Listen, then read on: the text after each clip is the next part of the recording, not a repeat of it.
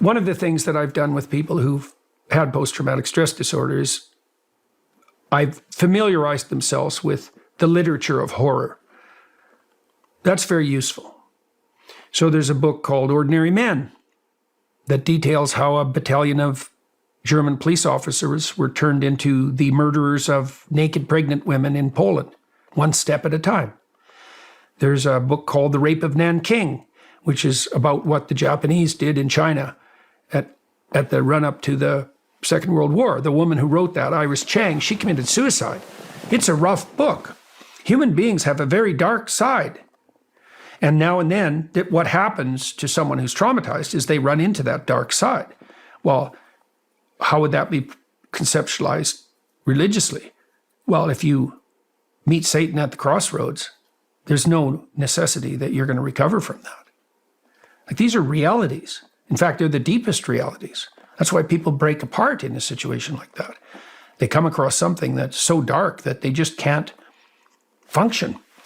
Well, the first thing to become aware of is that's actually how the world is constituted.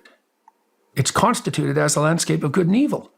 We're very bad at teaching people that. We portray it in our movies, always, in action-adventure stories, always a landscape of good and evil, a mythological quest, the Lord of the Rings, the Hobbit, the Marvel universe. You know, those are all landscapes of good and evil.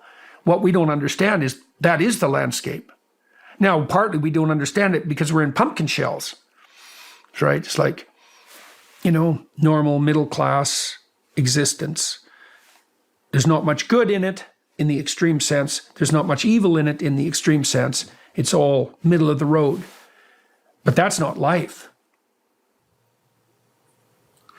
I appreciate the fact on people who think like that, because so many people just justify their wrongdoings in their head. They justify why they did it, and they look for reasons to convince themselves on why they're sinning. Why do you think why is it so hard for people to just admit wrong instead of justifying? Well, so that's related to that question you had about pride. We like to be right.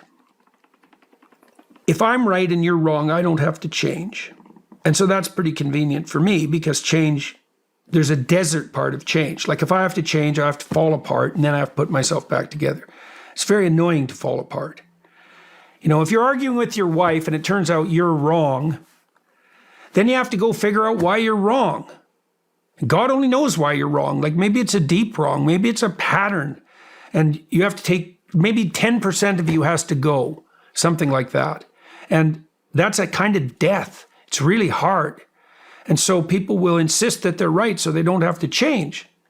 Because change involves sacrifice. Change involves death. When you learn something new, the stupid part of you has to go.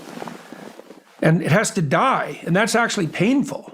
You might have put a lot of work into that stupid part of yourself, you know, and then you have to let it go. And then it's not like like I said, it's not like you're better as soon as you let it go. It's no, you're just lost on that front. Then you have to figure out what to do instead. In the religious orientation, what you try to do is you try to replace insisting that you're right with trying to find out how to be right. And that's the opposite of pride. That's humility. It's like, okay, there's some pathway forward here that I could journey down if I could only specify what it was.